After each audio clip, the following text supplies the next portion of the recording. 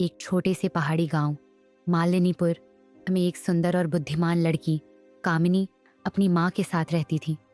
कामिनी की उम्र 22 साल थी और वह पूरे गांव में अपनी सुंदरता और संस्कारों के लिए प्रसिद्ध थी। उसका जीवन सादगी और संघर्ष का प्रतीक था। उसके पिता का देहांत कई साल पहले हो चुका था और अब घर की सारी जिम्मेदारी उसकी माँ और उस पर थी। कामिनी सिलाई कढ़ाई करके अपने घर का खर्चा चलाती थी, लेकिन उसकी माँ गीता की बिगड़ती तबीयत ने उनके जीवन को और कठिन बना दिया था। गांव के डॉक्टर ने बताया कि गीता को तुरंत शहर ले जाकर इलाज करवाना होगा। इलाज का खर्च सुनते ही कामिनी की आंखों के सामने अंधेरा छा गया। ठीक उसी समय गांव के सबसे अमीर आदमी 60 वर्षीय रघुवीर सिंह कामिनी के घर आए। रघुवीर सिंह ने कामिनी के घर के हालात देखे और कहा, तुम्हारी माँ के इलाज के सारे खर्च मैं उठाऊंगा, लेकिन मेरी एक शर्त है, कामिनी को मुझसे शादी करनी होगी। कामिनी और उसकी माँ दोनों हैरान रह गईं। गीता ने गुस्से में कहा, ये कैसी बात कर रहे हैं आप? मेरी बेटी आपकी बेटी की उम्र की है, ये कभी नहीं होगा। रघुवीर सिंह मुस्कुराते हुए बोले, सोच लो, मैं कल तक इंतजार करूंगा। रात भर कामिनी ने अपनी माँ की तकलीफों के बारे में सोचा। वह जानती थी कि उसके पास पैसे नहीं थे और उसकी माँ की हालत दिन ब दिन खराब हो रही थी। आखिरकार उसने फैसला किया कि वह अपनी माँ के लिए यह बलिदान देगी। सुबह होते ही कामिनी ने रघुवीर सिंह से कहा, मैं शादी के लिए तैयार हूँ, लेकिन मेरी माँ का इलाज तुरंत शुरू होना चाहिए। रघुवीर सिंह ने तुरंत गीता को शहर के सबसे अच्छे अस्पताल में भर्ती कराया। इलाज शुरू हो गया और कामिनी के साथ रघुवीर की शादी धूमधाम से हुई।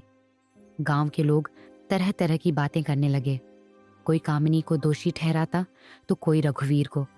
लेकिन शादी के बाद कामिनी को रघुवीर सिंह के घर में कुछ अजीब बातें महसूस होने लगी। घर के एक कोने में एक पुराना ताला लगा कमरा था।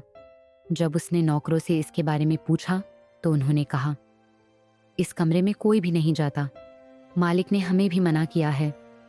कामिनी का शक बढ़ता गया। एक दिन उसने रघुवीर सिंह से सीधे पूछ लिया, इस कमरे में ऐसा क्या है जिसे आप छिपा रहे हैं? रघुवीर सिंह ने गुस्से में कहा, तुमसे इसका कोई लेना देना नहीं है, ये मेरा व्यक्तिगत मामला है। कामिनी ने तय कर लिया कि वह इस रहस्य को जानकर रहेगी। एक रात जब रघुवीर सिंह सो रहे थे, कामिनी ने चोरी छिपे उस कमरे का ताला खोल दिया। अंदर का दृश्य देखकर उसके होश उड़ गए। कमरे में दीवारों पर कई तस्वीरें टंगी थीं। उन तस्वीरों में एक लड़की थी जिसकी शक्ल कामिनी से हूबहू मिलती थी। वह तस्वीरें देखकर उलझन में पड़ गई। तभी उसे अलमारी में एक डायरी मिली। उसने डायरी खोली और पढ़ना शुरू किया। डायरी में लिखा था, यह मेरा सबसे बड़ा गुनाह है। मेरी पहली पत्नी सुरभि मुझसे नफरत करती थी क्योंकि मैंने उसकी खूबसूरती पर मोहित होकर उसे अगवा करके उससे शादी की थी। वह मुझे छोड़कर भागना चाहती थी, लेकिन मैंने उसे रोकने के लिए जो किया, मैंने उसे इसी कमरे में बंद किया। वह अक्षम्य है। वह इस दुनिया से चली गई और मैं इस सच को किसी से नहीं कह पाया। कामिनी के पैर कांपने लगे। तभी उसके पीछे रघुवीर सिंह की आवाज आई, अब तुम जान गई हो। रघुवीर सिंह ने अपना अपराध कबूल किया। उसने कहा, सुरभि को खोने के बाद मैंने जीवन भर अकेलापन महसूस किया। तुमसे शादी करना मेरी गलती थी। मैंने तुम्हें सुरभि की परछाई में देखा, लेकिन मैं जानता हूं कि मैं तुम्हारे साथ न्याय नहीं कर सकता। कामिनी ने कहा, आपने जो किया वह गलत था। मैं आपके साथ अब नहीं रह सकती, लेकिन मैं आपकी सजा तय करने वाली नहीं हूं। कामिनी अपनी माँ के साथ उस घर से चली गई। उसने गांव में ही एक छोटा व्यवसाय शुरू किया और अपने आत्मसम्मान के साथ जीने लगी। इस कहानी का संदेश ये है कि परिस्थितियां हो कितनी भी कठिन क्यों ना हो, सच्चाई और आत्मसम्मान से बड़ा कुछ नहीं होता। गलत फैसले और गुनाह इंसान को हमेशा अकेला कर देते हैं।